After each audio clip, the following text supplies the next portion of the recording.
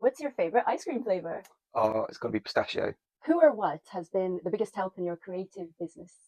I think the biggest help in terms of sort of growing the creative practice has been working with the Pervasive Media Studios. I think the people there and the community there are really, really welcoming, and it sort of really sort of got me into the mindset of I'm a creative technologist, and that's what I am, and that's what I do. And being around other like-minded people and seeing all the crazy work people are doing is very inspiring. So yeah, I think that community has definitely been the biggest inspiration for wanting to go alone and doing stuff with five of 12.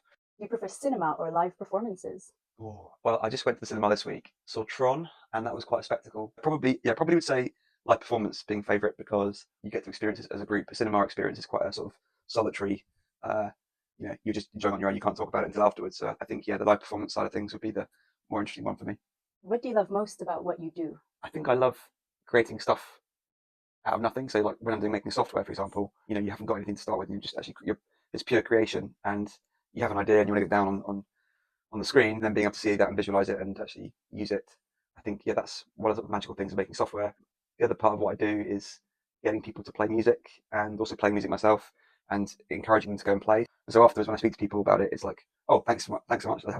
Didn't try that before. So getting people to actually perform and have the enjoyment of performing and seeing them perform is probably what I enjoy the most out of what I do with We All Play Synth. What's your airport tradition, if you have one? Oh, I do have one. Going to the duty free, like the fragrance counter, and just like having what I call having a spritz, just so I smell good for the plane, and I'm just trying out loads of random uh, fragrances that I haven't tried before. So being quite brazen, just going, tss, tss, tss. Yeah, smell good. What has been the hardest lesson you've learned whilst doing your creative practice and business? Ooh.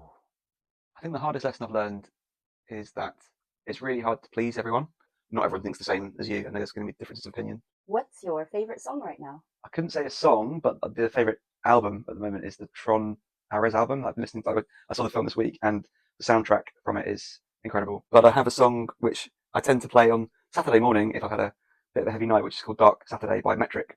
What do you wish more people knew? I wish people would know more about the impact of AI in terms of the environmental impact and also the runaway train side of it in terms of no one really knows how fast it's accelerating and what the risks are and the ethical questions that are involved with AI. It's just happening so fast.